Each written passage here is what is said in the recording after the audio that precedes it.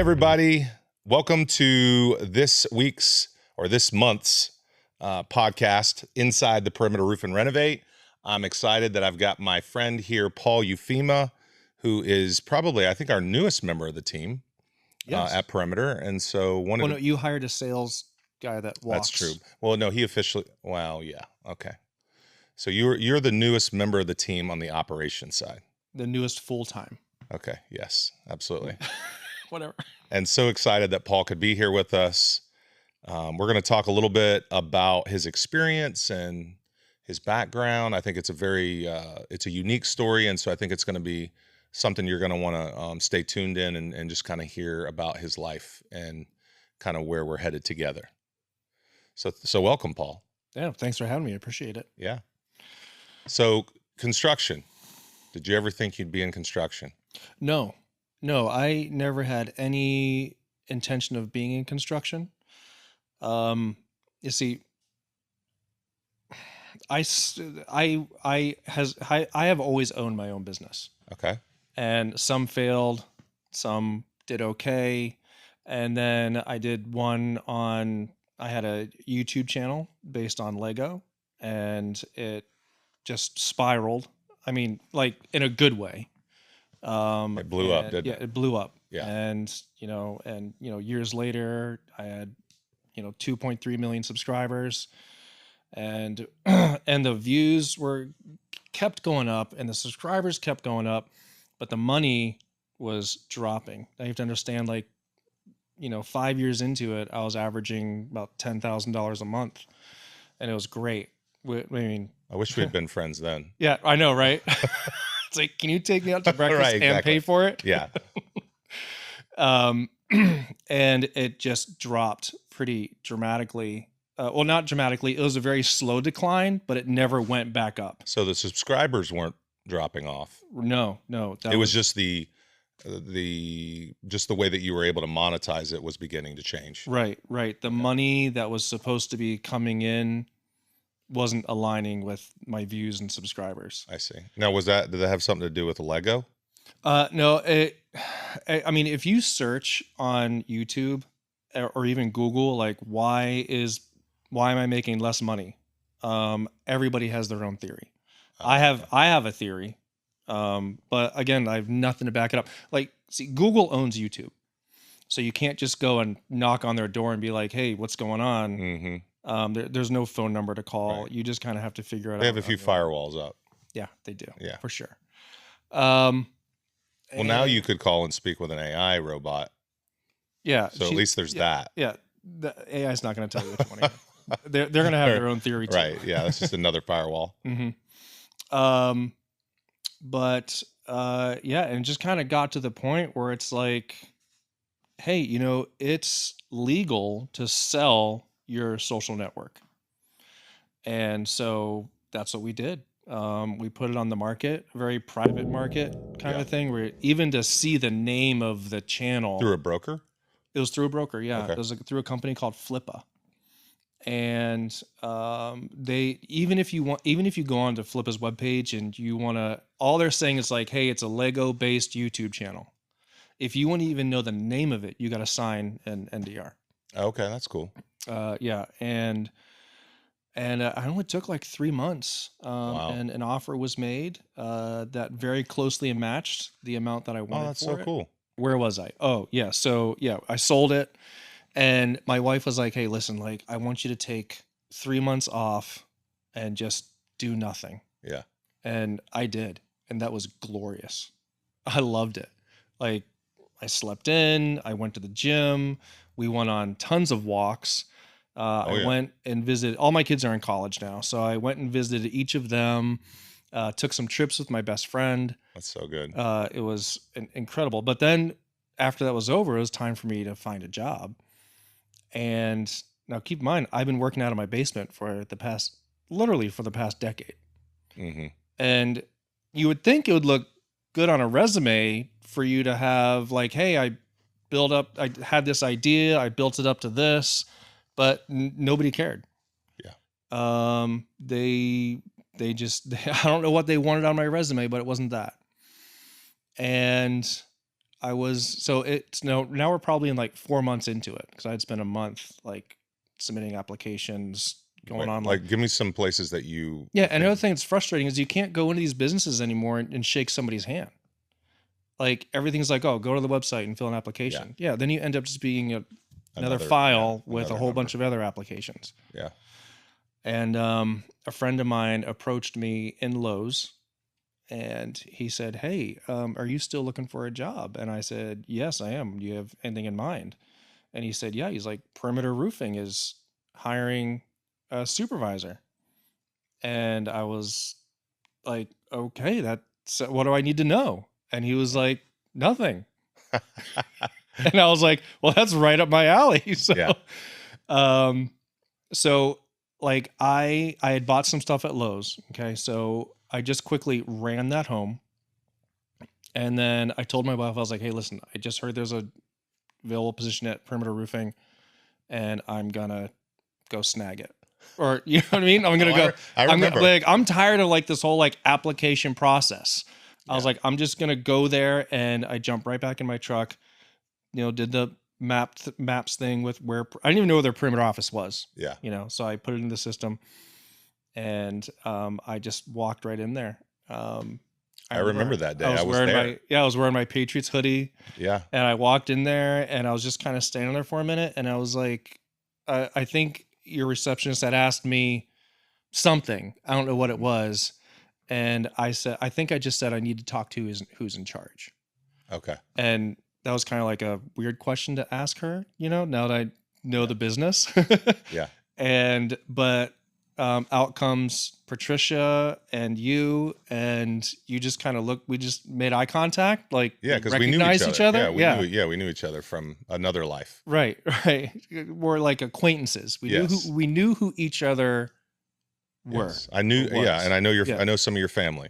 So it's like we knew, we had some ties there. Right. And I shook your hand and I said, I heard you have a supervisor position available and I want it. I remember. Those are my words. I was like, okay. Those are my words. I know. Yeah. And you were like, yeah. And Patricia was like, wait a second. Like, Trisha's in charge of hiring. Right. There's a process to this. Right. Exactly. Like, you were ready to be like, let's go. Let's do this. Yeah. And then we set up an interview. And honestly, I'm really thankful for you guys because you guys took a chance on me. Yeah. Yeah. It was. So it was the first. I remember we had our first interview and we kind of talked through some of your experience and what you were, wanting to do and kind of where you were headed. What I wanted to make an hour. And you were like, no. I don't remember that detail. I honestly don't. Did that really happen? Yeah. Okay. I was like, no, I was hoping to make this much an hour. And you were like, nobody makes that much. Yeah. I mean, you're coming off of, Mr. Lego Man. Right. Like, I'm like, yeah, I can't match that, man. I haven't been in the business for like a decade. So. Right. Yeah. So I know the position originally that you were coming in to talk to us about. I think it was almost like a project coordinator position. Yes. I know that we ended up pivoting and you ended up just because it was more we basically created a position for you that we'd never hired before. Which was really cool. Yeah. And it had a really cool name. I wish I had the name in front of me. It sounds so legit. I don't remember. I don't even know what that title is. It sounds really cool, like very military. It's like Operations Specialist something or... Yes. Well, whatever awesome. It is, it's amazing. Yeah. I don't remember it either. It sounded really cool. Yeah. Yeah. So we created this position for you. It was kind of funny. So I remember from my side, which you may not know this, I have always wanted to have somebody who would own just the movement and logistics of materials throughout the company, because when you're in construction, there's so much materials moving all the time. And guys are pulling materials out, they're dropping materials off, and you can clean the entire warehouse and in 3 days it's a wreck. Like it's ridiculous, and it's right. And so, and if there's not somebody there policing it and holding guys accountable to say, yeah, no, don't do that. Like, just take that back to wherever you got it, get some money back for it, And so I'd always wanted that. And then I remember Alec, our ops manager, I went into his office and we were talking about, you were not even a part of that conversation initially. This was probably maybe a week or two after we interviewed you. I'm sitting in Alec's office. I'm like, I'm like, dude, the warehouse is a wreck. Like, we need somebody. A disaster. Yeah, like we need somebody to like own this. And he's like, well, he's like, I've actually been wanting somebody that I can be kind of like my guy, that whenever I need something run to a job or if we need assistance in the field. And I was like, oh, well, why don't we just put those two things together and hire somebody? And then I was like, wait, what about Paul? I was like, I think that that would work. It would give him an opportunity to really get to know construction and understand the materials and just, you know, and I can see him being a huge support for the rest of our team. He's like, that's a really good idea. He's like, do you want me to bring that up on the Thursday leadership meeting? I was like, heck yeah. So after that, it was hands off. Next thing I know, I think you came in for another interview. Yeah. And that was kind of funny because I swear I was told like one day for the second interview, but somebody mixed up a number somewhere, and then Alec calls me, And he's like, where are you? called me. He was like, yeah, he was like, where are you? Oh my God. And I'm like, wait, my interview's like right now. And I remember, like, I didn't have a construction look to me. Yeah, You know what I mean? Like, I'd never bought Carhartt pants or a Carhartt jacket. sure. And for the second interview, wasn't sure if I actually had the job yet.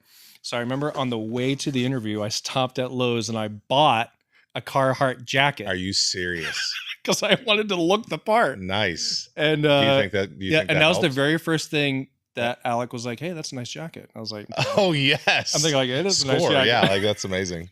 Yeah, I did not know that detail. That's very good. But yeah, second interview was great. And what I didn't know is that second interview was actually my first day. And then, Oh, they started you immediately. yeah, they were like, "Hey, let's show you a disaster." So they Yeah, took like, me back to the warehouse.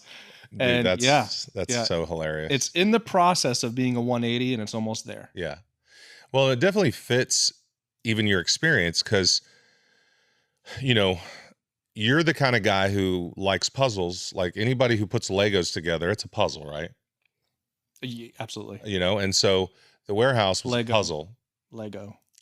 Lego, what did I say? Legos. That's a very common mistake that people make. Really? Yeah. Okay. So there's no S ever. Ever. Yeah. Dang. I mean, you're talking So to a I've been Lego, botching- I've been a Lego botching that professional. my whole life. All right. Well, forgive me. Lego. I just thought it'd be fun to correct you on that. I never get to correct you on anything. Dude, you did a good job, man. Thank you for doing it publicly. So you have definitely stepped in and like taken ownership of the warehouse, and I know you basically came up with an entirely different blueprint. All right. I mean, we've moved basically everything from one end to the other to try to Yes. make it more efficient, and Mhm. so it's definitely, you know, it feels good when you know that there's people who care about what they're doing and they got the big picture in mind, because all that stuff is super important just to the overall operations of the business. Without materials, construction doesn't happen, right? You got to have materials. You got to have good materials, and you got to know where they are when you need them. For sure. And so it's been a sense of comfort, I think, for me personally, knowing that somebody's owning that, and that because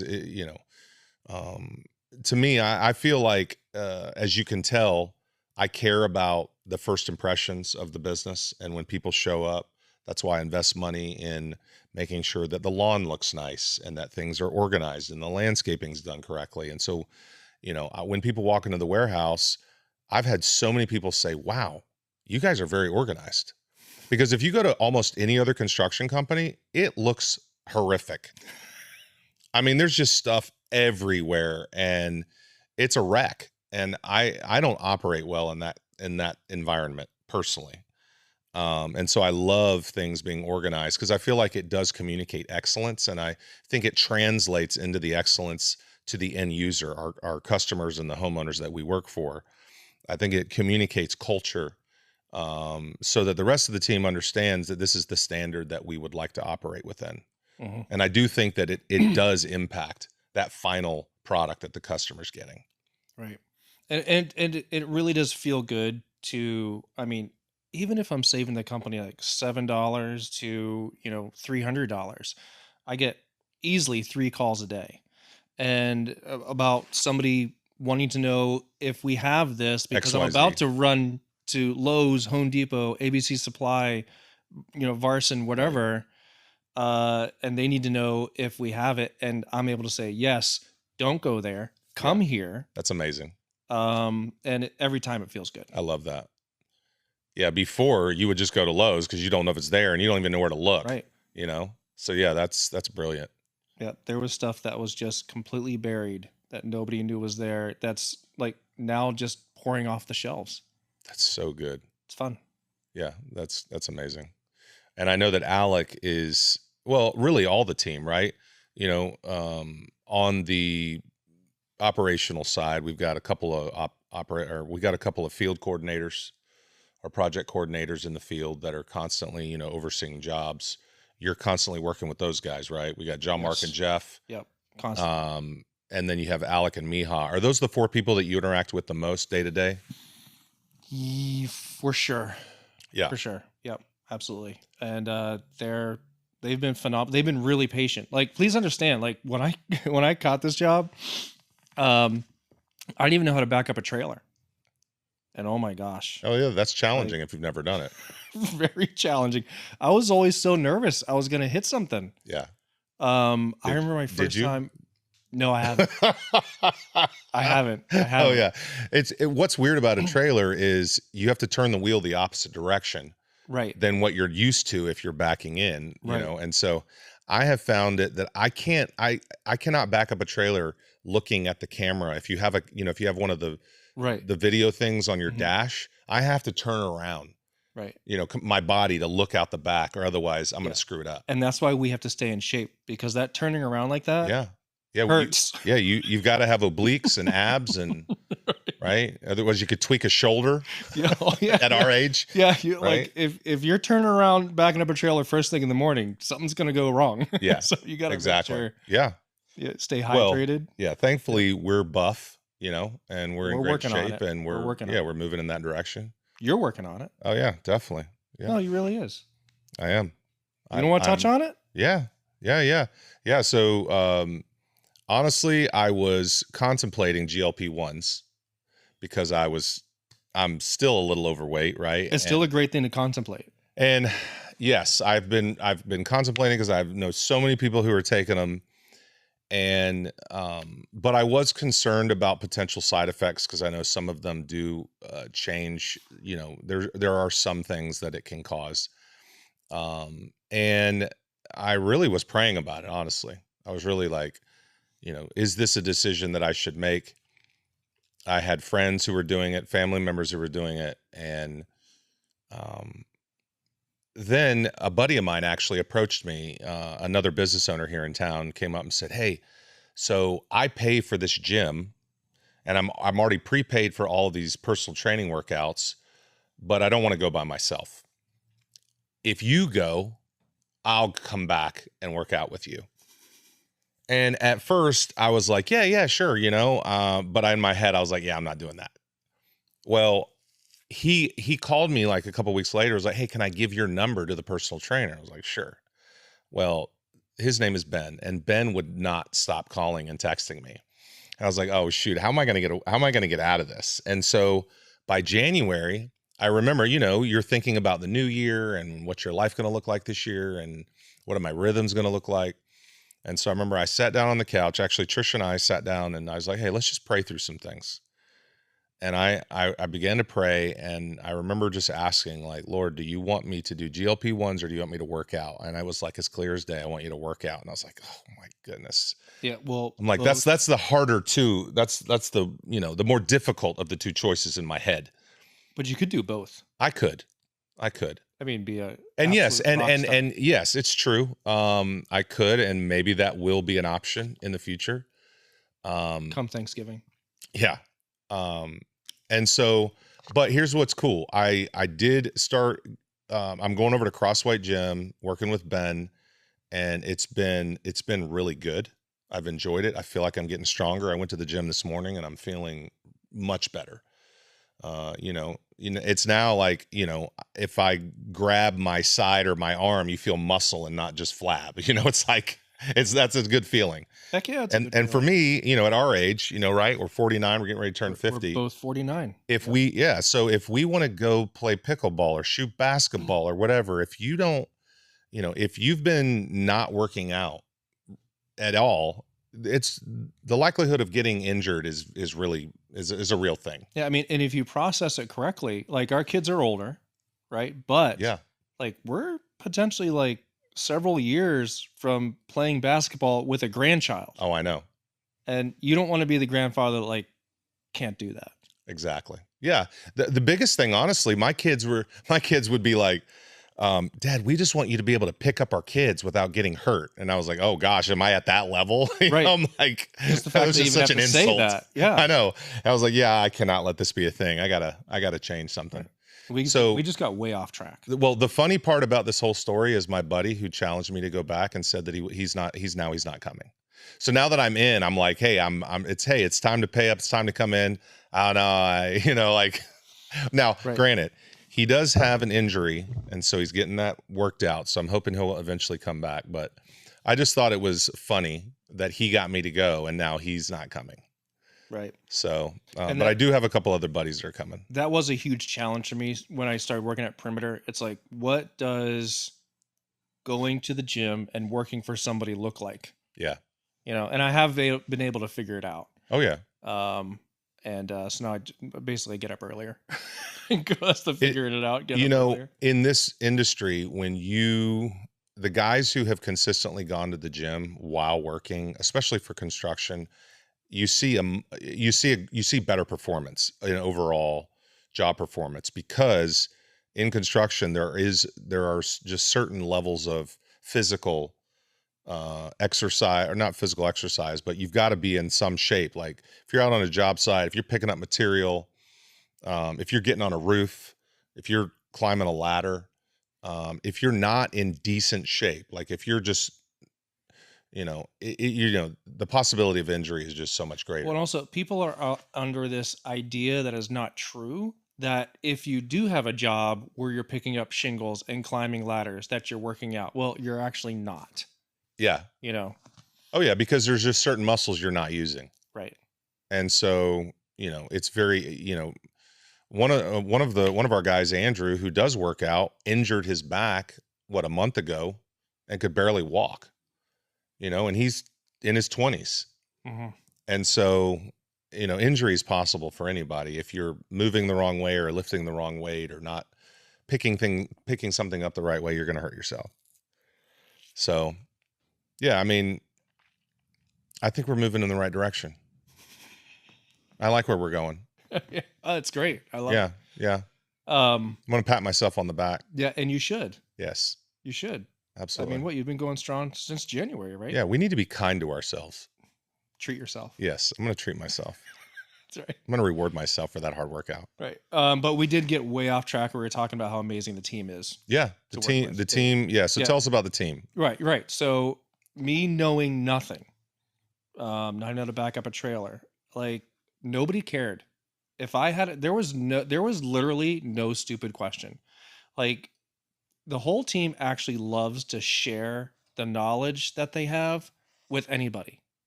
Like nobody's like, oh my gosh, like you're working for a roofing company, you don't know this yet. Right. Nobody's judgy or like feeling like they're annoyed or not at all. No eye rolls, no like who's this idiot you hired or nothing like that at all. Yeah. Super kind. Yeah, I mean, I love that. I think very teachable, like very willing to teach. Yeah. Yeah, like wanting to help everybody be successful. Right. Exactly. Yeah. That's great. I mean, that's what it's about. And another thing that it's about, for me personally with the Perimeter that I really liked about it is, it's growing.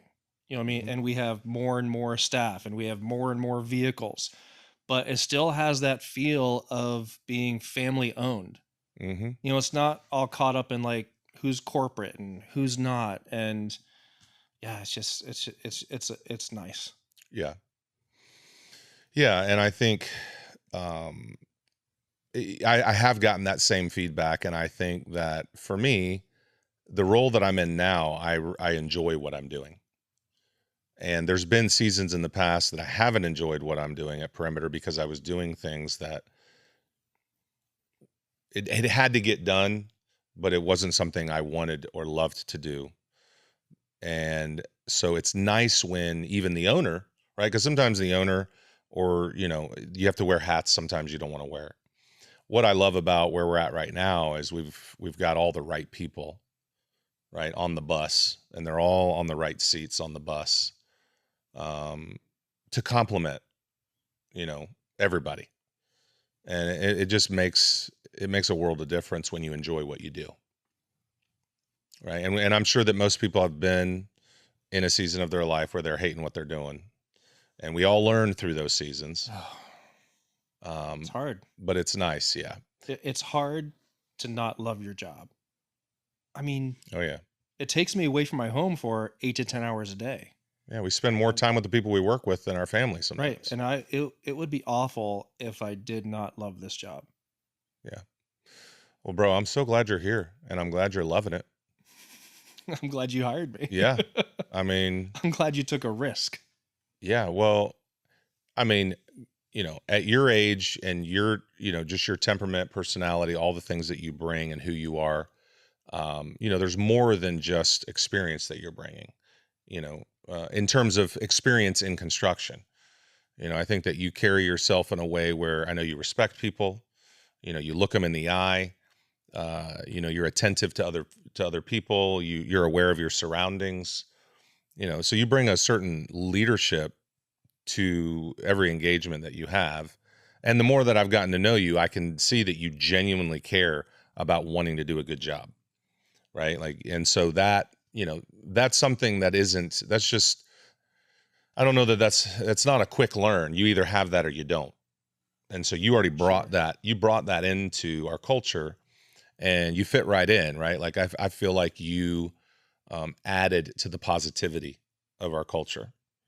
And I love how theatrical you can be at times in your expressions and in your communication, right? Like you have no problem communicating to a group of people, and to me, it's so entertaining. I love it, and so I love that because it brings more life into the room, and so thank you for being you and bringing that. Well, it's been good. You're welcome. Yeah, man. Absolutely. Anything else you want to share about where things are at? I mean, I can't think of anything offhand. Yeah. I am looking forward to what the future holds. Absolutely. Yeah, we got some good things coming. We do. In the future. We started a real estate division, and we're buying either abandoned or dilapidated properties and going in and renovating those with the intention of reselling those and then growing capital so that we can expand Perimeter even further. And we talked about referrals, and even talked about my wife being a potential realtor. Yeah, absolutely. Stuff like that. Yeah. We're talking about potentially expanding our footprint and doing some fabrication of metal for roofing, some metal roofing panels, gutters, things like that. So we're also talking about expanding to other markets. So there's a lot of conversation. All in its time, it will happen.